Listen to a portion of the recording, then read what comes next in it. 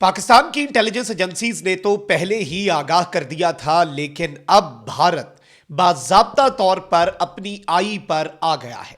एक जानिब तो एलओसी पर लड़ाई है, तो वहीं दूसरी जानिब पाकिस्तान की अफवाज ने भारत का ड्रोन मार गिराया है। बिस्मिल्लाहिर्रहमानिर्रहीम, अस्सलाम वालेकुम। मैं हूं मखदूम शहाबुद्दीन। यकम अप्रैल 2026 बुध का दिन। अहम तरीन डेवलपमेंट्स हैं जो आपके सामने रखनी है। एक जानिब पूरी दुनिया की नजरें ईरान जंग पर है और इस जंग में पाकिस्तान मरकज़े निगाह है। पाकिस्तान मरकजी किरदार अदा कर रहा है, बहुत ही पॉजिटिव रोल पाकिस्तान प्ले कर रहा है, जो कि भारत से हजम नहीं हो रहा।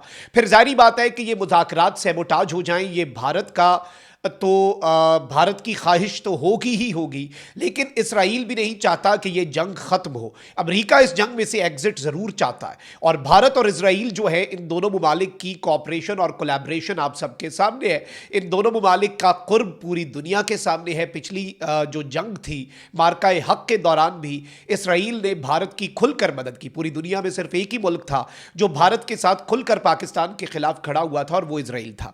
अब नाज़रीन इकराम, दो डेवलपमेंट्स हुई हैं और ये दोनों डेवलपमेंट्स बहुत आम है और पाकिस्तान की तो इंटेलिजेंस एजेंसीज ने पहले ही वार्निंग जारी कर दी थी। मैं सारी डिटेल्स और क्रेडिबल इंफॉर्मेशन मल्टीपल सोर्सेज से कंफर्म करने के बाद इंडियन मीडिया इस वक्त क्या रिपोर्ट कर रहा है ये एनालाइज किया है हमने। साथ ही साथ कुछ और अपडेट्स भी हैं, लेकिन उससे पहले अगर अभी तक आपने इस वीडियो को लाइक नहीं किया, लाइक जरूर कर दें। आपको मालूम है कि हमारे इस चैनल को भारत, अफगानिस्तान और पाकिस्तान मुखालिफ अकाउंट्स जो है वो रिपोर्ट करते हैं। रिपोर्टिंग का असर जाहिर ऐसे ही होगा कि आप इस वीडियो को लाइक करें, एक के बजाय ज्यादा से ज्यादा कमेंट्स करें, बल्कि पाकिस्तान जिंदाबाद का नारा जो है वो आपने कमेंट सेक्शन में जरूर लिखना है। नाज़रीन इकराम, पाकिस्तान की सिक्योरिटी फोर्सेस ने तो पहले ही आगाह कर दिया था, पहले ही एडवाइजरी जारी कर दी थी, पहले ही खबरदार कर दिया था और जाहिर बात है कि आईएसआई के पास रॉ के इस प्लान की इंफॉर्मेशन पहुंची थी कि पाकिस्तान के आम जो चरवाहे होते हैं, स्पेसिफिकली जो हमारे कश्मीरी हैं, जो गलती से कहीं पर एलओसी क्रॉस कर गए, बॉर्डर क्रॉस कर गए, जो भारत की मुख्तलिफ जेलों के अंदर बिला वजह कैद में हैं, उनको भारत ने मूव करना शुरू कर दिया वापस मकबूजा वादी। और वहां पर भारत ने यह मंसूबा बनाया कि भारत जो है वो फेक एनकाउंटर्स करेगा, कोई कार्रवाई करेगा और उसका इल्जाम पाकिस्तान पर धरेगा, उन लोगों की आइडेंटिटीज दिखाएगा और सबको कहेगा कि जी ये पाकिस्तान के भेजे हुए दहशतगर्द हैं, आतंकवादी हैं जो भारत में आतंक फैला रहे थे और अब हम पाकिस्तान के खिलाफ सिंदूर 2.0 लॉन्च कर देंगे। अब नाज़रीन इकराम, आप अंदाजा करें कि पाकिस्तान की इंटेलिजेंस एजेंसीज के इस इंकशाफ के 36 घंटे बाद ही भारत जो है उसने ये खबरें चलाना शुरू कर दी। और ऑब्वियसली अगर हमारे पास ये इंफॉर्मेशन पहले थी, इसका मतलब है कि हमारी इंटेल भी दुरुस्त थी और हमने पहले ही भारत के आगे एक बंद बांध दिया और दुनिया के सामने वाजे कर दिया कि भाई ये मंसूबा है, पहले ही देख लेना, भारत ये प्लानिंग कर रहा है।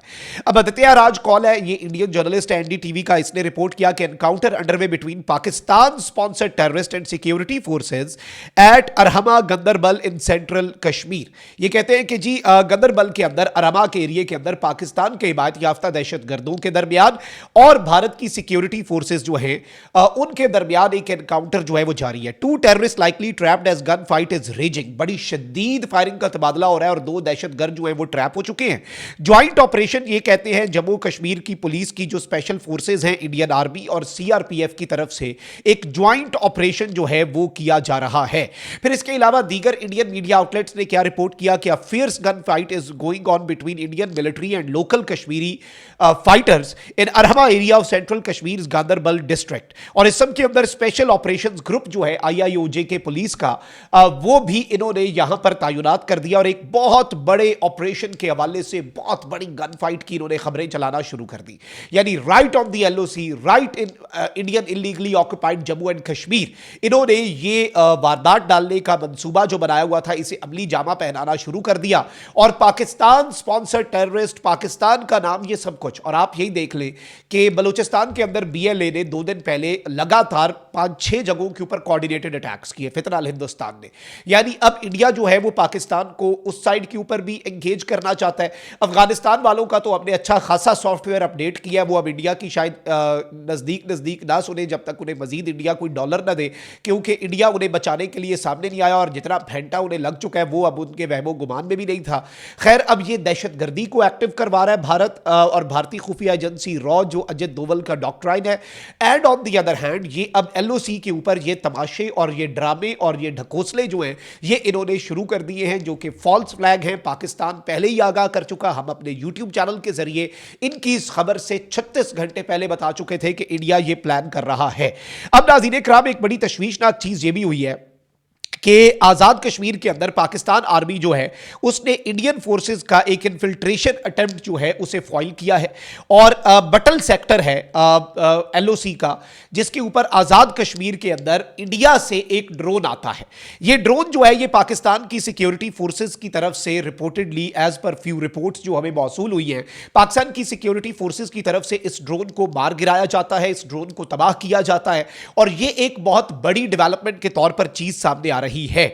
आप ये देखें कि इस वक्त पाकिस्तान को एंगेज करना बहुत से लोगों का मकसद होगा ताकि जो पीस एफर्ट्स हैं उन्हें भी सैबोटाज किया जा सके, पाकिस्तान का जो मकाम मर्तबा है, जो पाकिस्तान की कामयाबियां हैं उनको ब्रेक लगाई जा सके। जो ईरान के अंदर तेहरान में पाकिस्तानी एम्बेसी और पाकिस्तानी एम्बेसडर की रिहाइशगाह के करीब धमाके हुए, वो धमाके ईरान आज भी कहता है कि ये पाकिस्तान के एम्बेसडर को असैसिनेट करने की कोशिश थी, ये अटेम्प्ट था। और इस सब के अंदर बड़ा फिर क्लियर मैसेज गया कि हम कतर भी नहीं है और हम कोई अरब मुल्क भी नहीं है, और ये इसराइल को और बाकी जो जो बमबारी कर रहे हैं सबको मैसेज गया कि फिर कुछ नहीं पल्ले छोड़ेंगे अगर हमारे डिप्लोमैट्स को या हमारे किसी शहरी को कुछ होता है। लेकिन इस सब के अंदर आप ये देखें कि इंडिया जो है उसका दोबारा से एक्टिव हो जाना, फिलहाल हिंदुस्तान बीएलए का ईरान के बॉर्डर से बलूचिस्तान के ऊपर हमला आवर होना, ईरान के सूबा सिस्तान बलूचिस्तान को इस्तेमाल करके पाकिस्तान को वहां पर एंगेज करके, और सारी बात है कि रीजनल डेवलपमेंट्स के अंदर पाकिस्तान की मसरूफियत भी है और पाकिस्तान की प्रायोरिटीज़ भी हैं।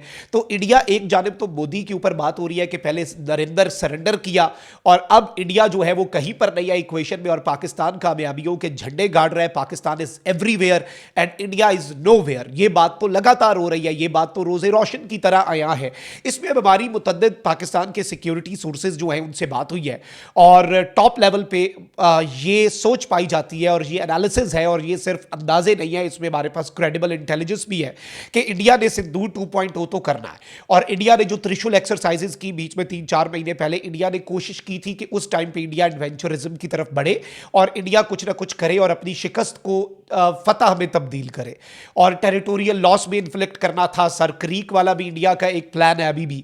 तो इंडिया जो है वो इस सारे क्राइसिस के अंदर, इस आड़ में अब कोई एडवेंचरिज्म प्लान कर रहा है, क्योंकि अमेरिका को अपनी पड़ी हुई है, सब स्टेक होल्डर्स को अपनी पड़ी हुई है। तो इंडिया की ये कोशिश होगी कि इसी मौके के ऊपर एक तो पाकिस्तान की डिप्लोमैटिक कामयाबियों पर से तवज्जो हटाई जा सके, डोमेस्टिकली जो नरेंद्र मोदी की पॉलिटिक्स का नाकाबिले तलाफी नुकसान हो रहा है उस नुकसान को ब्रेक लगाई जा सके, और फिर पाकिस्तान के साथ सिंधु 2.0 और कोई एडवेंचरिज्म किया जाए। और अब इवन ये इत्तलात आ रही है कि इंडिया में कैबिनेट सिक्योरिटी कमेटी जो है उसकी मीटिंग बुला ली गई है, और उस मीटिंग के बाद कुछ बड़े फैसले लिए जाएंगे। याद रखिएगा सिंदूर से पहले भी इसी तर्ज के कैबिनेट कमेटी की जो मीटिंग है इंडिया के अंदर हुई थी, तो अब एक मरतबा फिर उसी तर्ज की सिक्योरिटी की जो कैबिनेट कमेटी है उसकी मीटिंग का बुलाया जाना बहुत तशवीशनाक भी है, बहुत परेशान कुन भी है, और बहुत से सवालात तो खड़े करता है, लेकिन बहुत से सवालात के जवाब भी मिल जाते हैं। पाकिस्तान एयरफोर्स इस वक्त हाई अलर्ट पे है, और हर तरह के एडवेंचरिज्म का जवाब देने के लिए पाकिस्तान आर्मी हाई अलर्ट पे है, मुकम्मल तौर पे तैयार है। और कल इन्होंने हल्का सा ड्रोन भेज के जो देखा है वो ड्रोन गिरा के हमने ये मैसेज दे दिया है कि हम जाग रहे हैं और हर जगह पर